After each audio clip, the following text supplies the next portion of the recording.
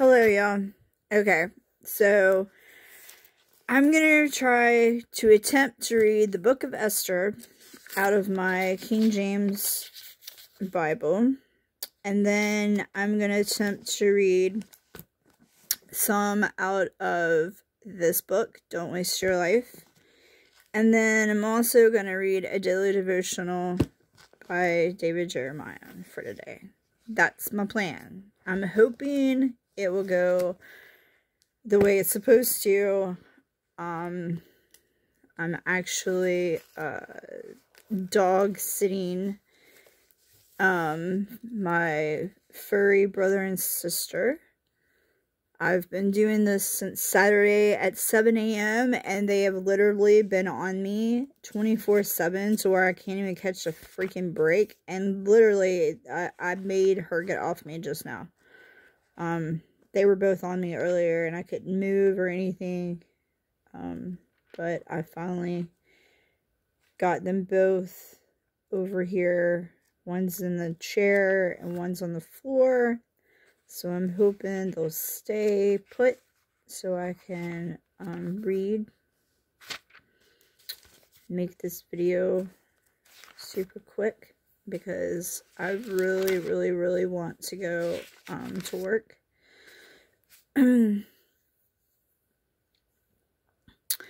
Okay, so I see that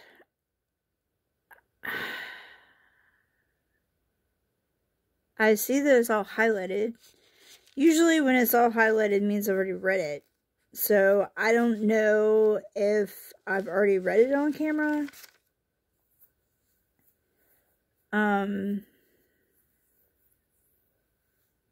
Or if I just read it. I know I thought me and Dustin had read it before. So maybe me and him did. Maybe me and him read this book. But I didn't do it on camera. I don't know.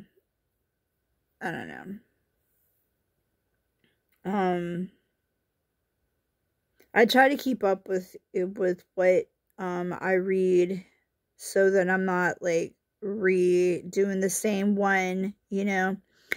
But it doesn't always work like that, I've noticed. So, but I got a really good one for today, so I'm just gonna do it, and if I go back and go through, my videos that I've already posted, after I get ready to post this later today, I will check and see, and if I've already done this before, then so be it. You know, it's not going to be the exact same video. It won't have the exact same stuff in it. So, you know, whatever. But it is what it is. So, anywho, I'm going to get to it. Because I would like to go to work early. So I can get out early. But alright, here it goes. The Book of Esther. Now it came to pass in the days of Ashurus, this is Ashurus, which reigned from India even into Ethiopia over 127 provinces, that in those days when the king Ashurus sat on the throne of his kingdom, which was in Shuan the palace, in the 3rd year of his reign, he made a feast unto all his princes and his and his servants, the power of Persia and Media, the nobles and princes of the provinces being before him, when he shewed the riches of his glorious kingdom and the honor of his excellent majesty many days, even 180 days. And when these days were expired, the king made a feast unto all the people that were present in Shuan the palace, both unto great and small, 7 days, in the court of the garden of the king's palace, where were white, green, and blue hangings, fastened with cords of fine linen and purple to silver rings and pillars of marble. The beds were of gold and silver, upon a pavement of red and blue and white and black and marble. They gave them drink in vessels of gold, the vessels being diverse one from another, and royal wine in a abundance according to the state of the king, and the drinking was according to the law, none did compel. For so the king had appointed to all the officers of his house, that they should do according to every man's pleasure. Also Vashti the queen made a feast for the women in the royal house which belonged to King Ahasuerus. On the 7th day, when the heart of the king was merry with wine, he commanded Meeee, Biztha,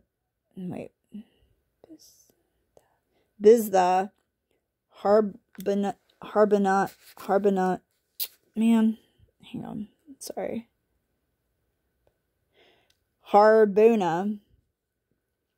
Bigatha, and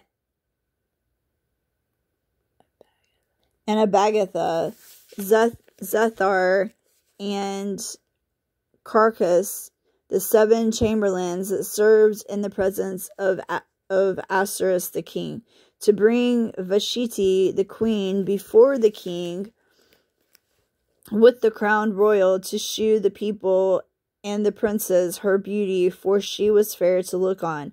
But the queen Vashti refused to come at the king's commandment by his chamberlains. Therefore was the king very wroth, and his anger burned in him.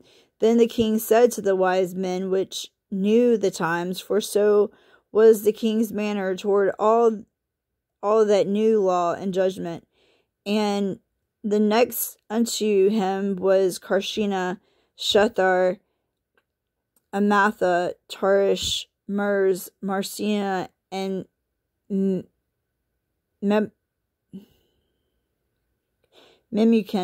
the 7 princes of Persia and Media, which saw the king's face, and which sat in the first kingdom. What shall we do unto the queen Vashti according to the law, because she hath not performed the commandment of the king Ahasuerus by the chamberlains? And Memucan answered before the king of the princes, Vashti the queen hath not done wrong to the king only, but also to all the princes, and to all the people that are in all the provinces of King Ahasuerus.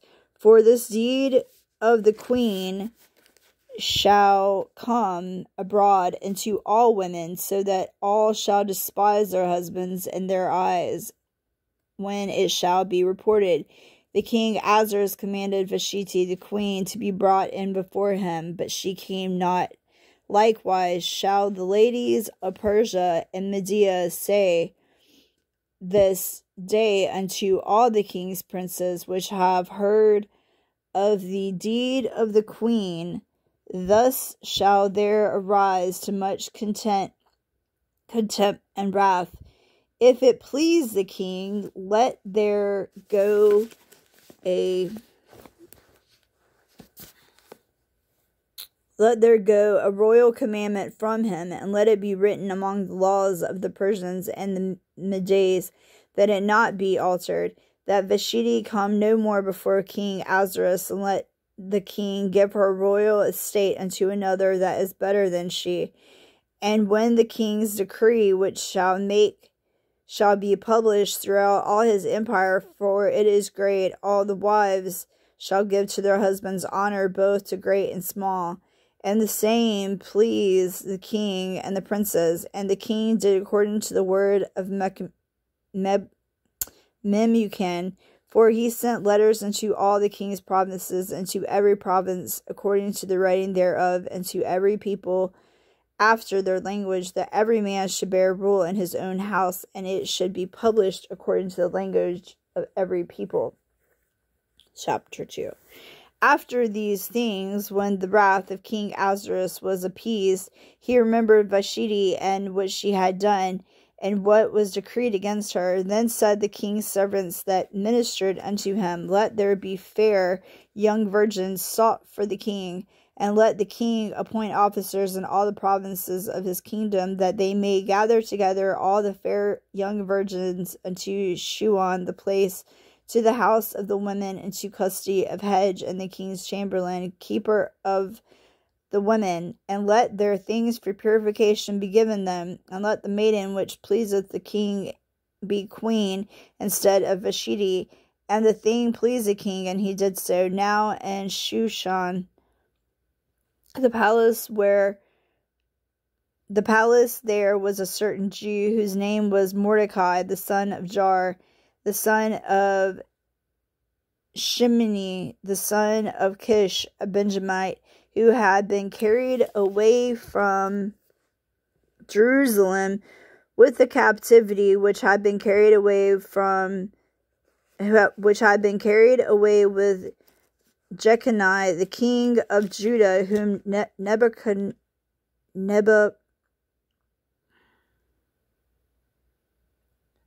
Nebuchadnezzar, the king of Babylon, had carried away. And he brought up Hadashah, that is Esther, his uncle's daughter, for she had neither father nor mother, and the maid was fair and beautiful, whom Mordecai, when her father and mother were dead, took for his own daughter. So it came to pass, when the king's commandment and his decree was heard, and when many maidens were gathered together unto her, Shushan the palace, to the custody of Haggai, the king's house, to the custody of Haggai, the keeper of the women.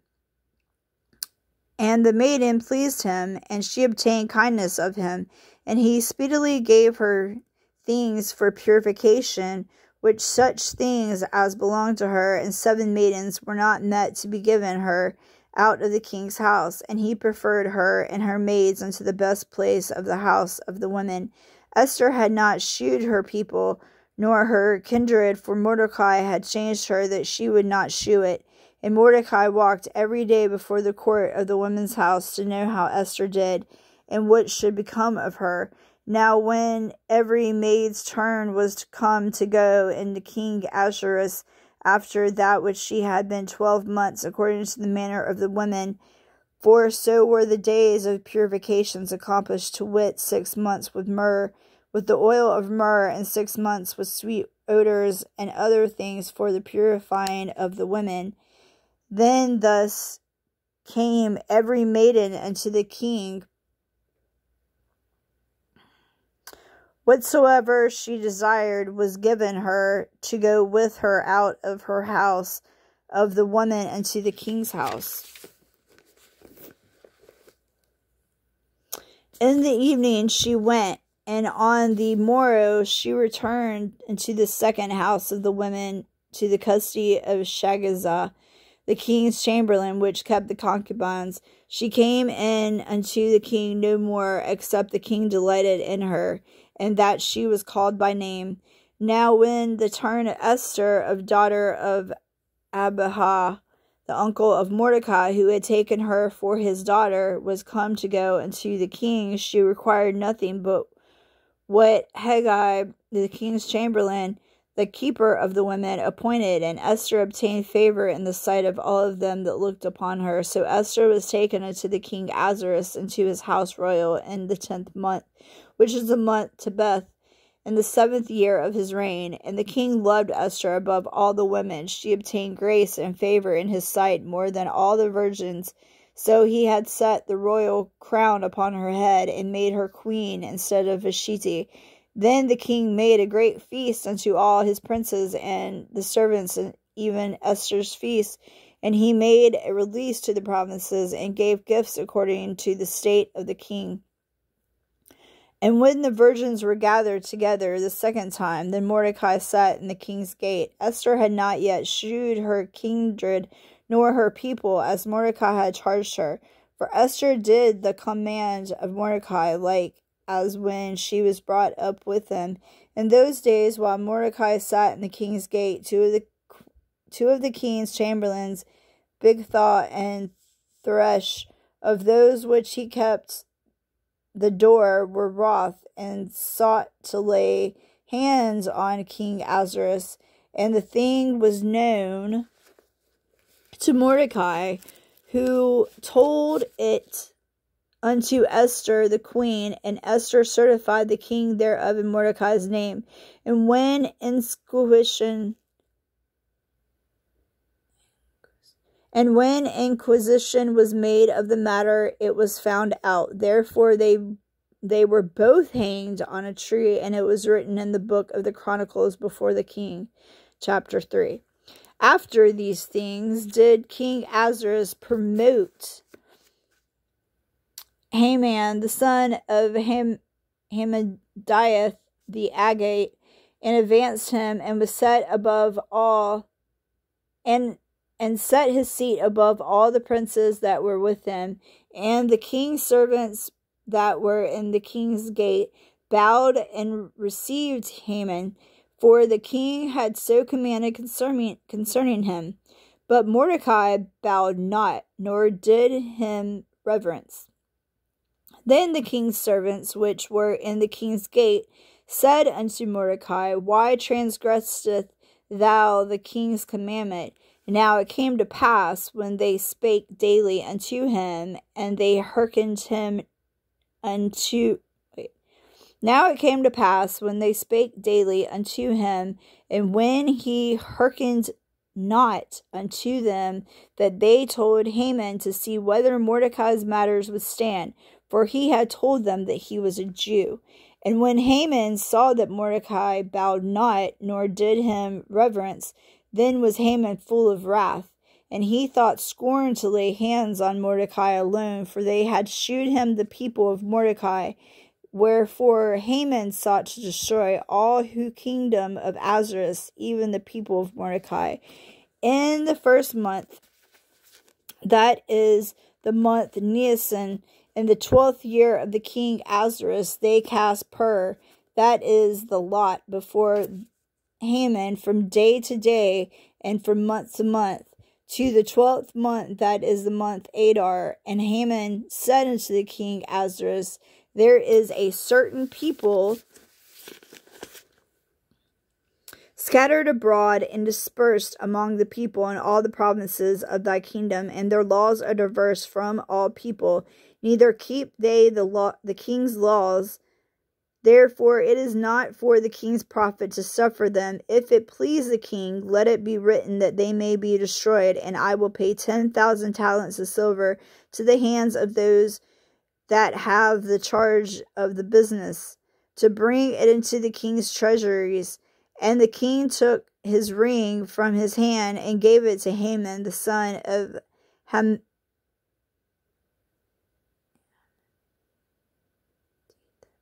Hammedatha the Agagite. Oh crap! Where am I? The Agagite, the Jews' enemy. And the king said unto Haman, The silver is given unto thee, the people also to do with them as it seemeth good to thee. Then were the king's scribes called on the 13th day of the first month, and there was written according to all that Haman had commanded unto the king's lieutenants, and unto the governors that were over every province, and to the rulers of every people of every province according to the writing thereof, and to every people after their language. In the name of King Ahasuerus it was written and sealed with the king's ring. And the letters were sent by post into all the king's provinces, to destroy, to kill, and to cause to perish all Jews, both young and old, little children and women, in one day, even upon the 13th day of the 12th month, which is the month Adar, to take the spoil of them for prey. The copy of the writing for a commandment to be given in every province was published unto all people, that they should be ready against that day.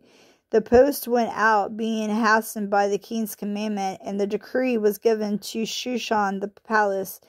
And the king and Haman sat down to drink, but the city Shushan was perplexed.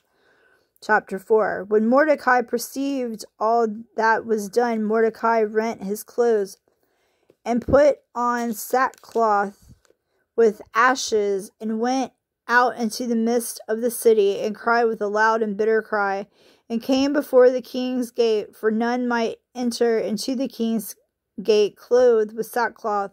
And in every province, whithersoever the king's commandment and his decree came, There was great mourning among the Jews, and fasting, and weeping, and wailing, and many lay in sackcloth and ashes. So Esther's maids and her chamberlains came and told it to her. Then was the queen exceedingly grieved, and she sent raiment to clothe Mordecai, and to take away his sackcloth from him, but he received it not. Then called Esther for Hathach, one of the king's chamberlains, whom he had appointed to attend upon her, and gave him a commandment to Mordecai to know what it was and why it was. So Hathach went forth to Mordecai into the street of the city, which was before the king's gate. And Mordecai told him of all that had happened to him, and the sum of the money that Haman had promised to pay the king's treasurers for the Jews to destroy them. Also he gave them a copy of the writing of the decree that was given at Shushan to destroy them, to shew it unto Esther, and to declare it unto her, and to charge her that she should go in unto the king to make supplication unto him, and to make request before him for her people. And Hathach came and told Esther the words of Mordecai. Again Esther spake with Hathach, and gave him commandment unto Mordecai, all the king's servants, and all the people of the king's provinces do know that whosoever, whether man or woman, shall come unto the king into inner court, who is not called, there is one to put him to death, except such to whom the king shall hold out the golden scepter, that he may live. But I have not been called to come in unto the king these 30 days. And they told to Mordecai Esther's words. Then Mordecai commanded to answer Esther, think not with thyself that thou shalt escape in the king's house, for more all the Jews. For if thou altogether holdest thy peace at this time, then shall their enlargement and deliverance arise to the Jews from another place.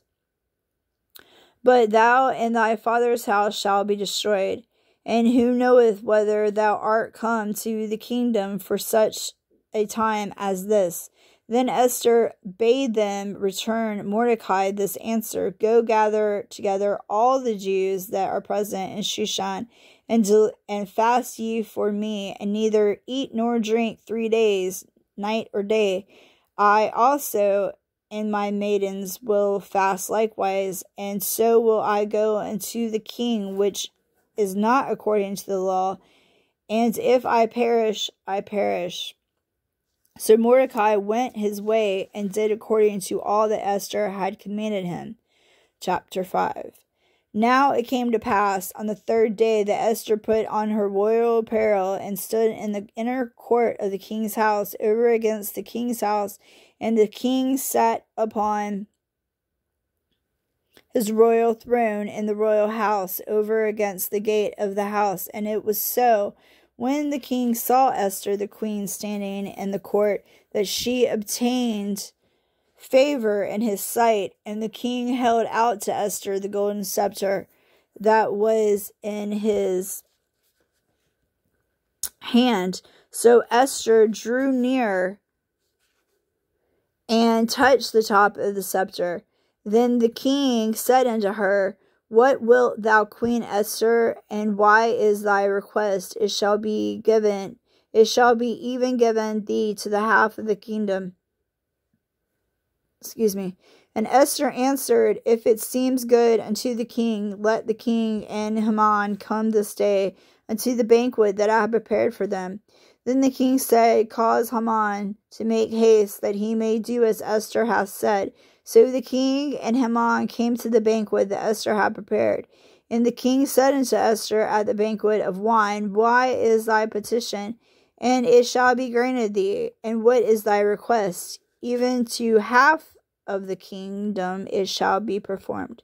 Then answered Esther and said, my petition and my request is, if I have found favor in the sight of the king, and if it please the king to grant my petition and to perform my request, let the king and Haman come to the banquet that I shall prepare for them, and I will do tomorrow as the king hath said. Then went Haman forth that day joyful with a glad heart. But when Haman saw Mordecai in the king's gate, that he stood not up, nor moved for him, he was full of indignation against Mordecai. Nevertheless, Haman refrained himself, and when he came home, he sent and called for his friends and Zeresh, his wife. And Haman told them of the glory of his riches and the multitude of his children, and all the things therein the king had promoted him, and how he had advanced him above the princes and servants of the king. Haman said, moreover, Yea, Esther the queen did let no man come in with the king unto the banquet that she had prepared but myself. And tomorrow am I invited unto her also with the king. Yet all this availeth me nothing, so long as I see Mordecai the Jew sitting at the king's gate. Then said Zeresh with his wife and all his friends unto him, Let a gallows be made of 50 cubits high, and tomorrow speak thou unto the king that Mordecai may be hanged thereon. And then go thou merrily with the king unto the banquet. And these things pleased Haman, and he caused the gallows to be made. Chapter 6. On that night could not the king sleep, and he commanded to bring the book of records of the chronicles. Hang on. All right. Sorry.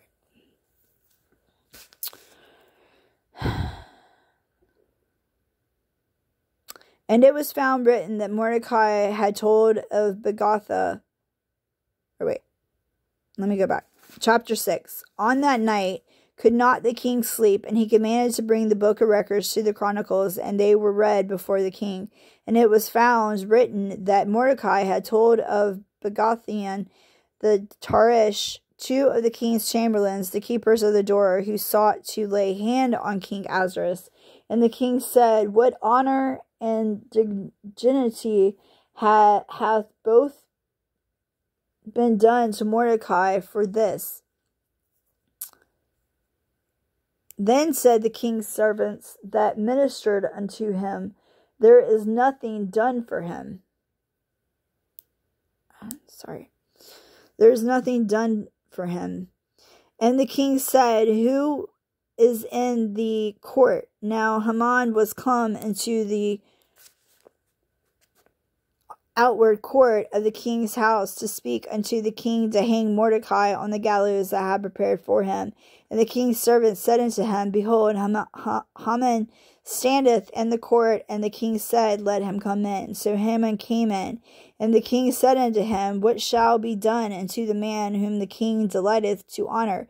Now Haman thought in his heart, To whom would the king delight to do honor more than to myself? And Haman answered the king, For the man whom the king delighteth to honor, let the royal apparel be brought which the king used to wear, and the horse that the king rideth upon,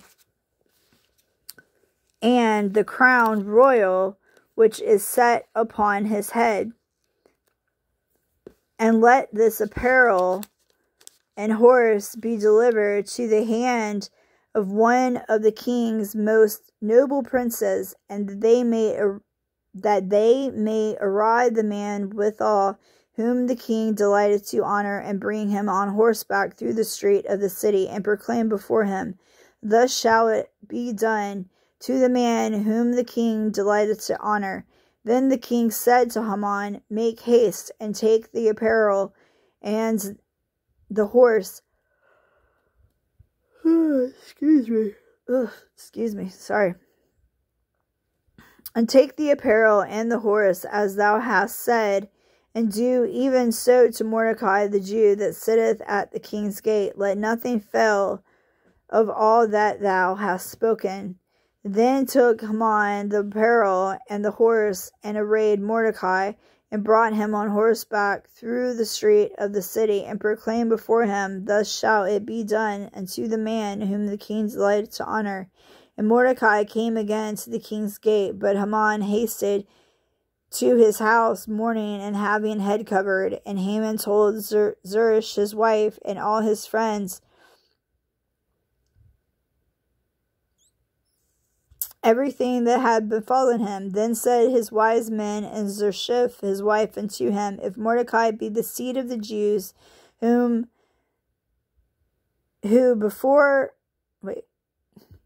if Mordecai be of the seed of the Jews, before whom thou hast begun to fall, thou shalt not prevail against him, but shall surely fall before him. And while they were yet talking with him, came the king's chamberlains, and hasted to bring Haman unto the banquet that Esther had prepared. Chapter 7. So the king and Haman came to the banquet with Esther the queen. And the king said again unto Esther on the second day of the banquet of wine, Why is thy petition, Queen Esther?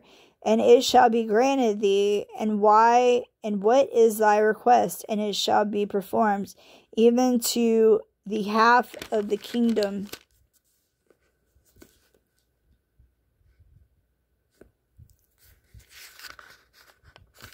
Okay.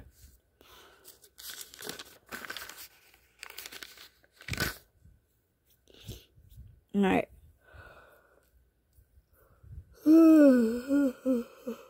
Excuse me. Lord have mercy. All right. Then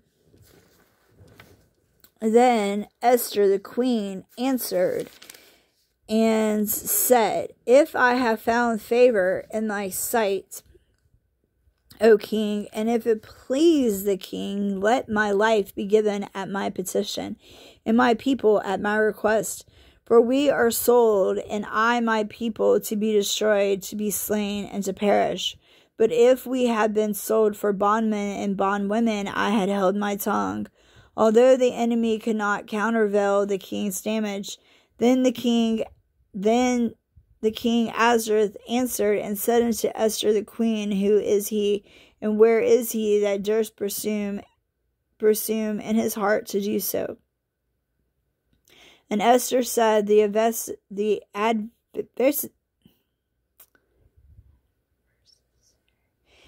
adversary and enemy is this wicked Haman.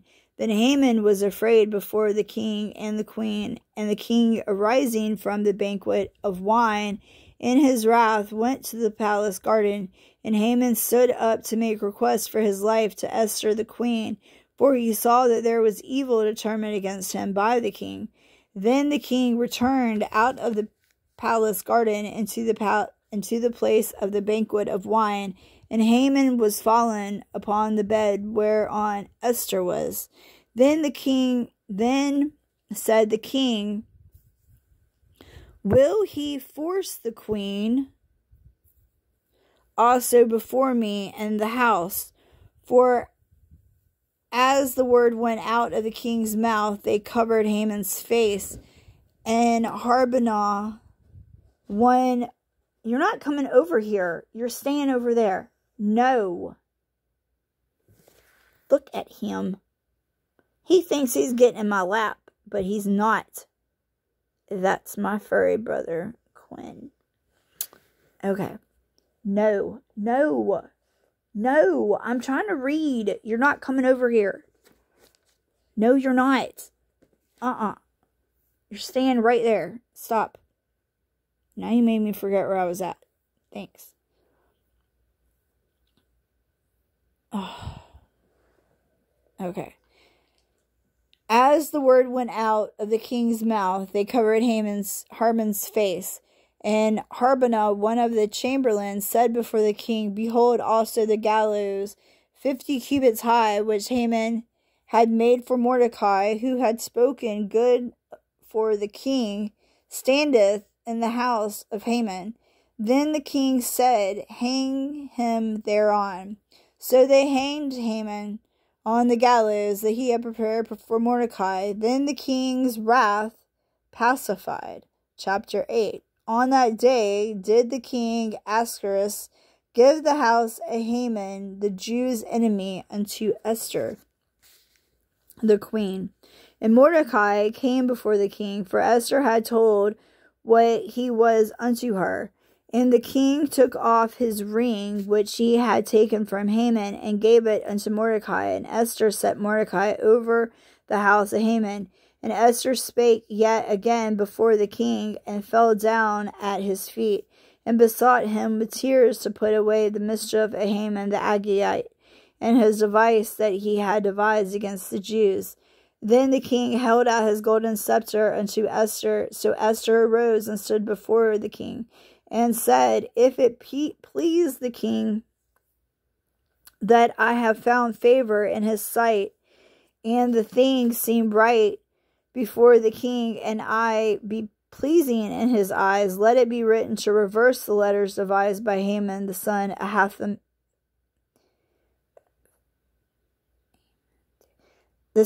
Hammedatha the Agagite, which he wrote to destroy the Jews which are in all the king's provinces. For how can I endure to see the evil that shall come into my people? Or how can I endure to see the destruction of my kindred? When the king Ahasuerus said unto Esther the queen, and to Mordecai the Jew, Behold, I have given Esther the house of Haman, and him that have hanged upon the gallows, because he laid his hand upon the Jews. Write ye also for the Jews, as it liketh you, in the king's name, and seal it with the king's ring. For the writing which is written in the king's name, and sealed with the king's ring, may no man reverse. Then were the king's scribes called at the time in the 3rd month, that is the month Sivan, and on the 23 day thereof.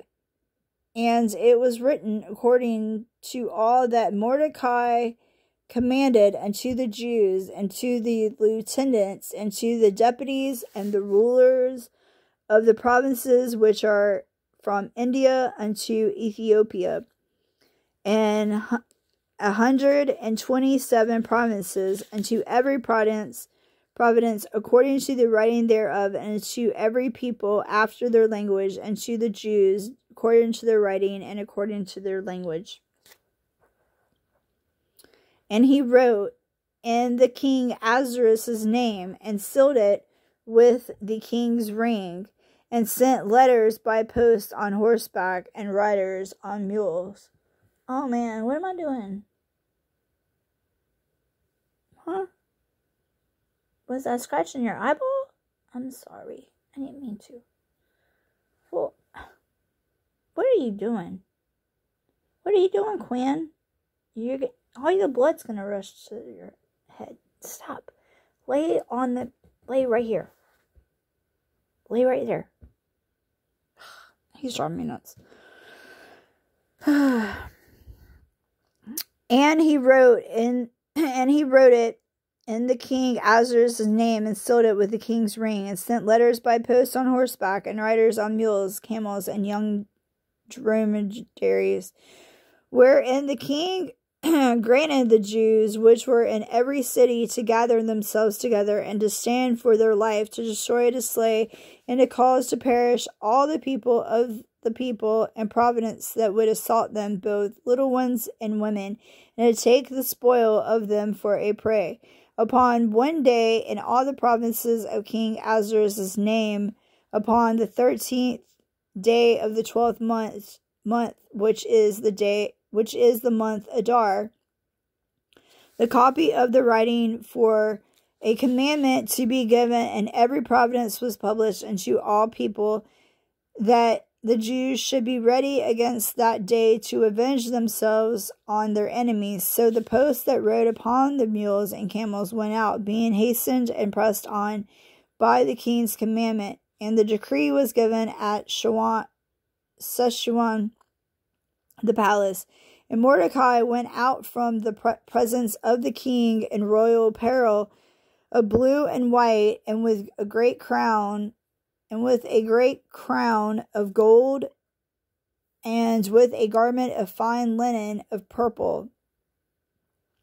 And the city of Shushan rejoiced and was glad. The Jews had light and gladness and joy and honor in every province and in every city, whithersoever the king's commandment and his decree came. The Jews had joy and gladness, a feast and a good day.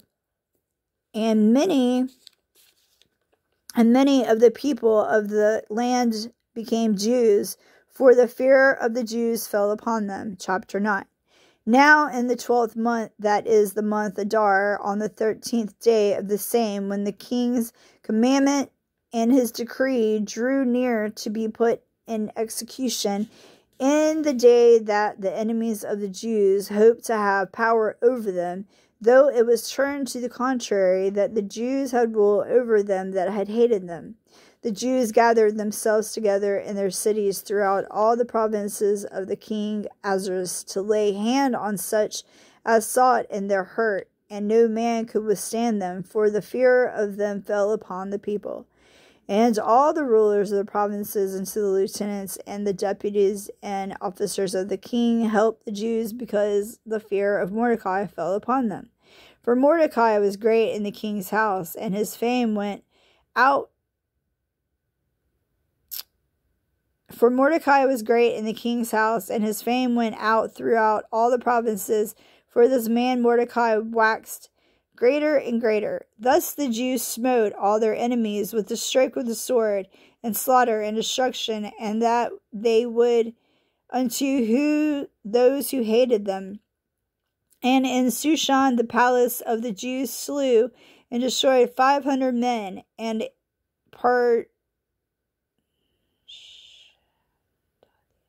Parshadathia and Daphon and Aspatha and Portha and Adila and Ardathia and Parmashita and Arzia and Ardea and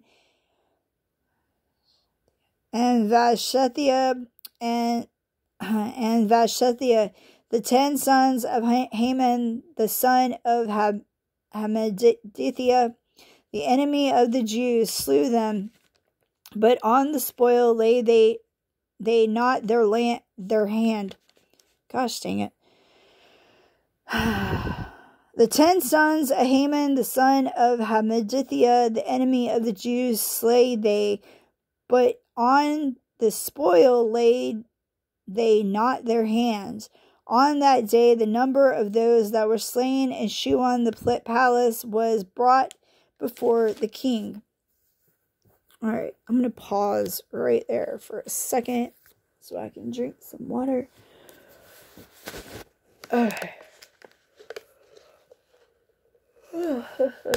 Excuse me.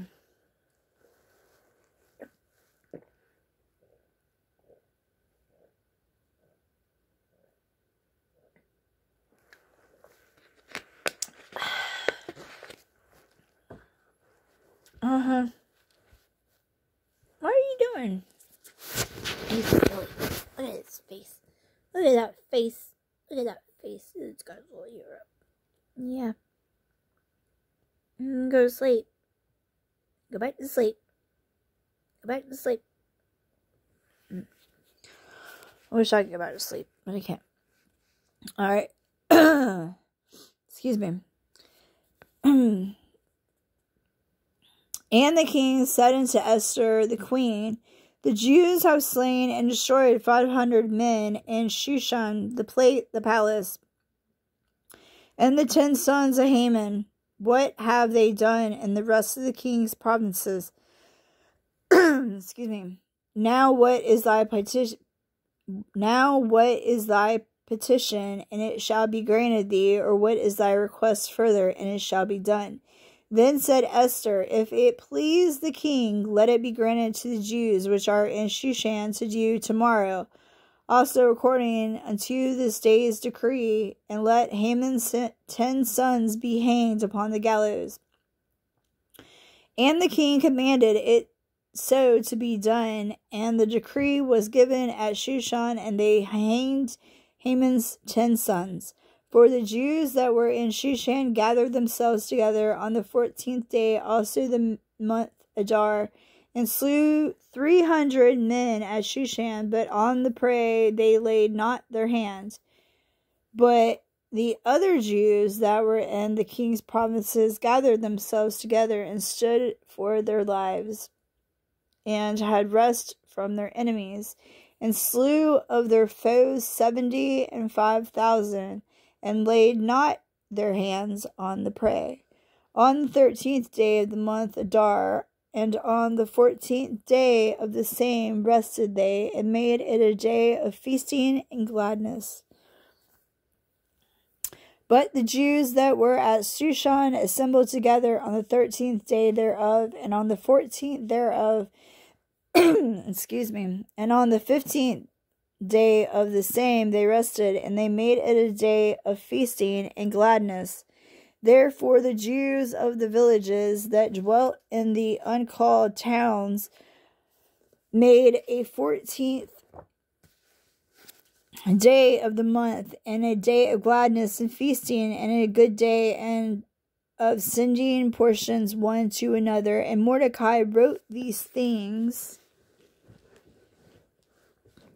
and sent letters unto all the Jews.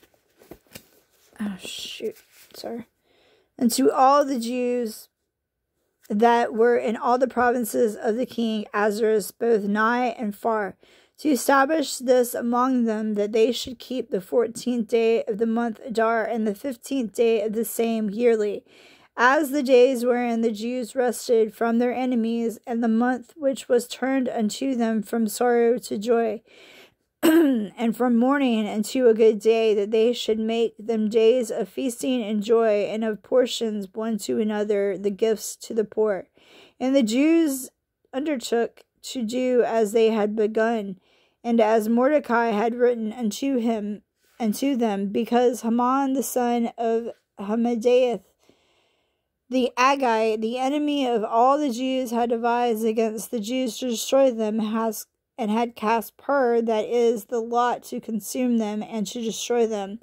But when Esther came before the king, he commanded by letters that his wicked device which he deviseth against the Jews should return upon his own head, and that he and his sons should be hanged on the gallows.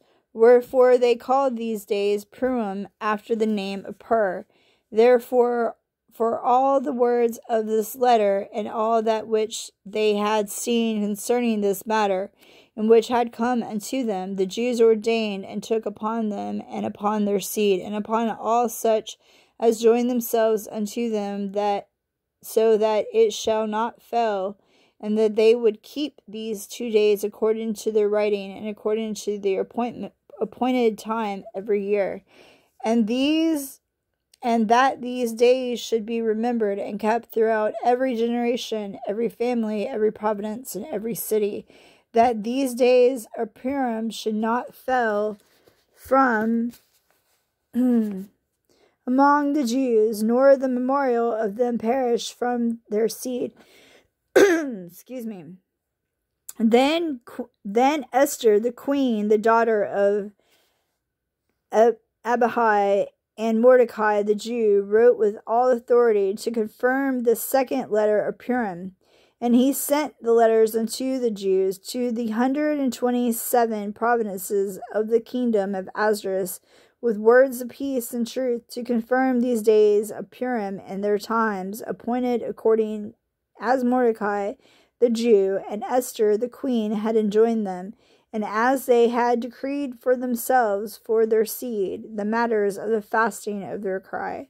And the decree of Esther confirmed these matters of Purim. It was written in the book. Chapter 10. And the king Ahasuerus laid a tribute upon the land, and upon the isles of the sea, and all the acts of his power and of his might, and of the declaration of the greatness of Mordecai, whereunto the king advanced him. and they are not written in the book of the chronicles of the kings of Media and Persia. For Mordecai the Jew was next unto King Ahasuerus, and great among the Jews, and accepted of the multitude of his brethren, seeking the wealth of his people, and speaking peace to all his seed. Amen to that. Alright, cool. So that's done. Now, let's scratch that out. Okay, cool beans, dude. Yes. Alright, now I'm going to read Don't Waste Your Life, pages 103 through 106. Okay.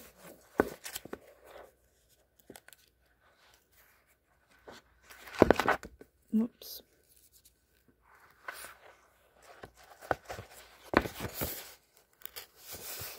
Okay. And then this one, like I said, this is called Don't Waste Your Life by John Piper. It is a Christian book. Okay. This page 103. The credibility of Christ hangs on how we use our money. The issue of money and lifestyle is not a side issue in the Bible. The credibility of Christ and the world hangs on it. 15% of everything Christ said relates to this topic, more than his teachings on heaven and hell combined. Listen to this refrain that runs all through his teachings. You lack one thing. Go sell all that you have and give to the poor, and you will have treasure in heaven, and come, follow me. Mark 10, verse 21. Blessed are you who are poor, for yours is the kingdom of God. But woe to you who are rich, for you have received your consolation. Luke 6, verse 20, and Luke 6, verse 24. Any one of you who does not renounce all that he has cannot be my disciple. Luke 14, verse 33. It is easier for a camel to go through the eye of a needle than a rich person to enter the kingdom of God. Luke 18, verse 25. One's life does not consist in the abundance of his possessions. Luke 12, verse 15. Seek first the kingdom of God and his righteousness, and all these things will be added to you. Matthew 6, verse 33. Sell your possessions and give to the needy. Provide yourselves with money bags in the heavens. Luke 12, verse 33. Zacchaeus said to the Lord, Behold, Lord, Lord, the half of my goods I give to the poor. And Jesus said to him, Today salvation has come to this house. Luke 19, verses 8 and 9. Okay. Page 104. The kingdom of heaven is like treasure hidden in a field, which a man found and covered up. Then his joy, he goes and sells all that he has and buys that field. Matthew 13, verse 44. Jesus saw a poor widow put into small copper coins, and he said, Truly I tell you, this poor widow has put in more than all of them. Luke 21, verses 2 and 3. But God said to him, Fool, this night your soul is required of you, and the things that you have prepared, whose will they be? So is one who lays up treasure for himself and is not rich towards God. Luke 12, verses 20 and 21. Foxes have holes, the birds of the air have nests, but the Son of Man has nowhere to lay his head. Follow me. Luke 9, verses 58 and 59. Hazardous Liberality.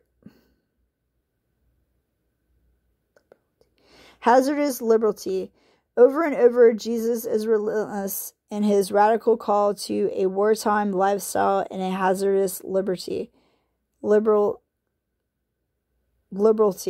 I say hazardous because of the story about the widow. She gave her last penny to the temple ministry. Most of us would call her foolish or more delicately prudent, but there is not a word of criticism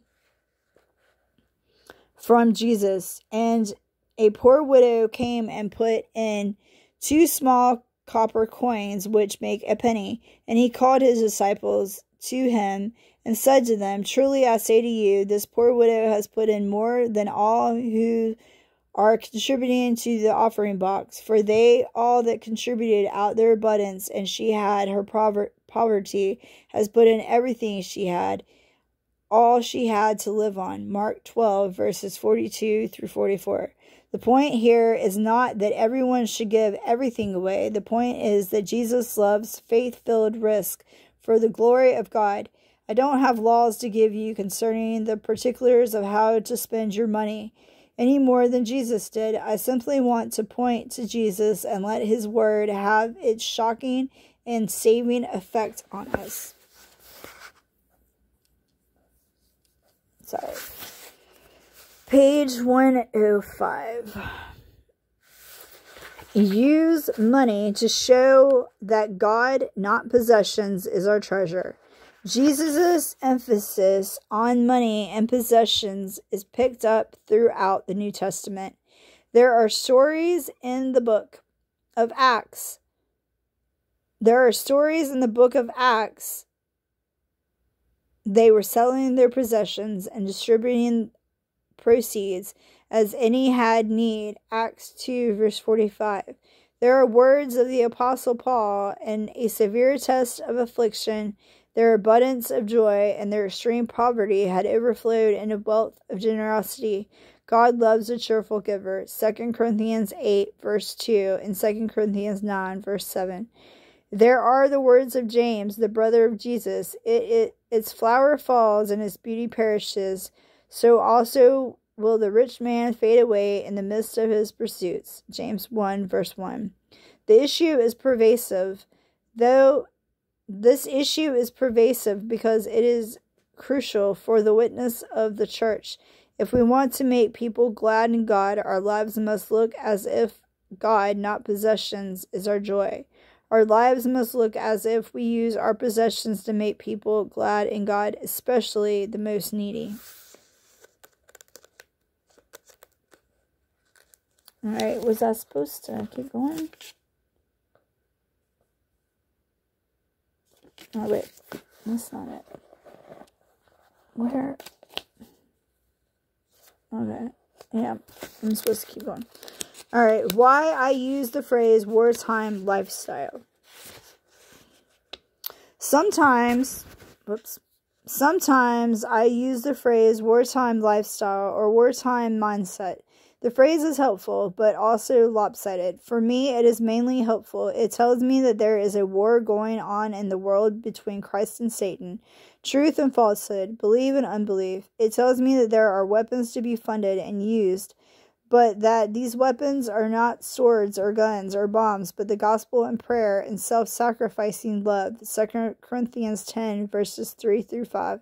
It tells me that the stakes of this conflict are higher than any other war in history. They are eternal and infinite. Heaven or hell, eternal joy or eternal torment. Matthew 25, verse 46. I need to hear this message again and again, because I drift into a peacetime mindset as certainly as rain falls down and flames go up. I am wired by nature to love the same toys that the world loves. I start to fit in. I start to love what others love. I start to call earth home. Before you know it, I am calling luxuries needs. And using my money just the way unbelievers do, I began to forget the war. Excuse me. I don't think much about people pleasing. I don't think much about people perishing. Missions and unreached peoples drop out of my mind. I stop dreaming about the triumphs of grace. I seek into a cellular mindset that looks first to what man can do, not what God can do. It's a terrible sickness, and I thank God for those who have forced me again and again toward a wartime mindset. Amen to that. Sorry about that. I don't know what's happening. I think it's because I've been reading too much. Like, okay. And then, today is the 15th of January. Okay. So, this is Strength for Today by David Jeremiah. And today is January the 15th. And it says, the sound of silence. So he himself often withdrew into the wilderness and prayed. Luke 5, verse 16. Oh, yeah. Duke University. Woohoo. It's my favorite team. Go Blue Devils. Woohoo. Sorry. Anyway. It's pretty funny whenever Duke plays against Tar Heels, because my dad is a gigantic Tar Heel fan, and I am a Duke fan, so there's major rivalry there. And Duke is the only college team I follow. I used to like Wake Forest and NC State, because my old neighbors, when I was a baby until I was like 6 or 7 years old, they both went to NC State in North Carolina, the Wolfpack, and he was a football player and she was a cheerleader, and they met and fell in love and got married, and they were our neighbors, Mr. and Mrs. Fox. God rest their souls. They were such good people. They were amazing people. I love them. Anyway, yeah. See how I go off on my little rants? Well, we can go off on a rant after I finish this, but here, let me do this.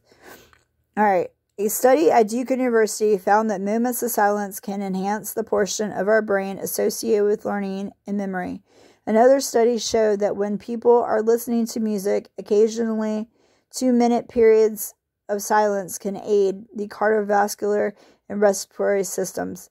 Many disciplined writers and leaders have found ways to create periods of silence during which they can think, meditate, rest, or walk. Psychology Today went as far to say that we need silence to survive. Those who overdose on noise, input, and interruptions encounter more stress, leading to health problems. That doesn't mean we both need to live in a monastery or seal ourselves in a soundproof booth. It simply means that we need time every day when we can be still and know our God. Like Jesus, we need quiet time with Him. The Bible says, when He gives quietness, who can make trouble? Job 34, verse 29. Make a determined effort to have some quiet time. Make a determined effort to have some quiet moments in your day. It's not easy, of course. Our world runs on noise, but some noise can be canceled with the flip of a switch. Try it. The world will keep spinning, but you won't be as dizzy. Amen to that. And I will say this real fast because I just said it. When I was in school, when I was in elementary through high school, when I would go to study for a test or when I did any of my homework, I would always put on classical music. And it really, really, really helped me. It helped me retain my knowledge, and it helped me remember. Unfortunately, I wasn't allowed to have music when I was in school, like actually in school. But I remember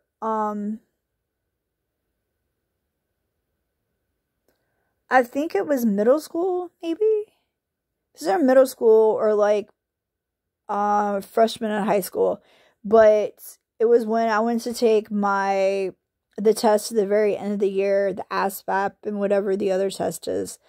I remember I had to have a special request. Not everybody got this, and I had a lot of people hate on me because of this. But because it was hard for me to remember, what I had just studied. But when I would put my headset on with my classical music really soft and nobody else could hear it, I wouldn't turn it up super loud. They would let me take my test that way so that I would be able to remember what I studied. But it didn't always happen like that. But I remember I think it was 8th grade. I think it was Miss Barron, because she was my 8th grade teacher. I had to get special permission from her and from the principal to be able to do that. And I got so much hate from other students. They were like, that's not fair. You know, you're playing the teacher's pet. And like, you know, I got a lot of hate for that. But it helped me. You know, it did. It helped me a lot to be able, and they didn't let me do it all the time. It was just certain tests that they allowed me to do that for. And even when I got to high school, that didn't happen every single year. I think it happened my freshman year. And I think that was it. I don't think they let me do it any other time after that. But I do remember that though. I remember a lot of students thought that I was like, you know, like the teacher's pet, or like they were like, that's not fair that you're allowed to do that and we can't, and all this, you know. But I was just like, look, dude, sorry. You know, like, I'm not trying to be the teacher's pet. I'm just like, can't remember stuff. Like, I should be able to remember stuff, you know. But yeah. Music really does help. It really does, especially when you're studying and stuff, and especially classical music. Like, if you turn it low, don't turn it up high, but turn it low, it really does help you to be able to retain that knowledge for whatever you're studying. But yeah, so. But anyway, I hope everybody has a great day. I hope by me reading the book of Esther and this other part about, you know, saving your money, or like, you know, spending your money. I hope that helps some people too. I'm really bad about spending my money. Constantly spending my money on crap I don't freaking need. But the whole part about, you know, selling your possessions and giving to the poor, you know, I mean, we are commanded to do that, but like it said in there, we're not supposed to sell every single thing we have, you know. Although if you do sell every single thing you have, you know, God's going to provide. I mean, he always provides for us no matter what. And I think if you did it in good favor, you know, he's going to bless you even more. And I mean, I've been telling, you know, my folks for years, that's what I wanted to do. Sell all my possessions and, like, you know, go join a monastery or something. But I'm not Catholic, so they're not going to let me in there, you know. And I'm not a man either, so that's another thing. They're not going to let me in there, you know. But I've always wanted to do some kind of mission work. I've always wanted to, like, you know, help other people more than, you know, myself or whatever. And I mean, yeah, I'm way older now. 45 years old. I'll be 46 this year.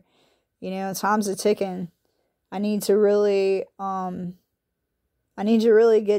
on that about the mission work and stuff. And I have, like, you know, hit up a couple of the different sites. GVI is one. They do a lot of mission work all over the world. But it's like right now, I don't have the means to be able to make that happen right now. You know, I just don't. I have so many people depending on me to come clean their house and to, you know, to make sure that they're well.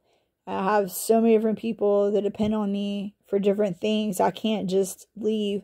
Although, you know, if I told these people, hey, I'm going to go do some mission work for a month, I highly doubt that they would be like, no, you know, you're not going to have a job when you come back. Like, no, I think, because they're all Christian, I think that they would be happy that I would do that. You know what I'm saying? I think that they would be very supportive of me. I think that they would be happy that I would do that, you know? So I think that I need to really, like, look into that and try to make it happen. You know, I definitely want to do some kind of mission work before I hit 50, for sure. I don't know where yet, but I think it's really important, I would love to be able to go to another country and like, build houses with people and give them an irrigation water system so they'll have fresh, clean water, and make houses out of recycled material. I've wanted to do that for as long as I can remember, and especially to be able to tell people about Jesus. That's the most important part. But yeah, to be able to just give back to people like who are complete strangers, who are living in poverty, who don't have anything at all, and to be able to not only show them love and compassion, but be able to give them stuff that they've never had before. Like, I think that would be so humbling and such a wonderful experience to be able to make it happen, So I really gotta, like, get my ducks in a row and look into it further. But alright, man, I'm gonna get off here so I can, like, because it's 7:48, so I'm gonna get off here and I'm gonna go take these dogs out one more time and feed them breakfast and try to go ahead and go pack my car, because I got work at my boy's house all the way at University area, so it's gonna take me like an hour to get up there. At least an hour to get up there. And it's Monday too. Yeah. So and I really want to get up there and get started before 12. I mean, I think the dogs will be okay in the cage for a couple hours. Like, I don't think it's going to hurt them. But anyway, I hope everybody has a great day. God bless. Take care. Love y'all. Hope you go out there and do something nice for somebody else. Pay it forward somehow.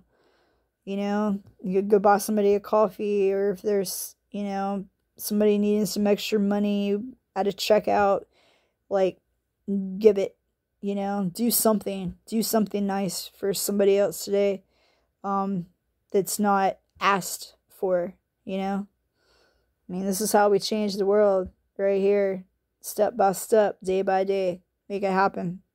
Alright, I'll check y'all later. Hope everybody has a wonderful day, a wonderful week. God bless, love y'all, bye.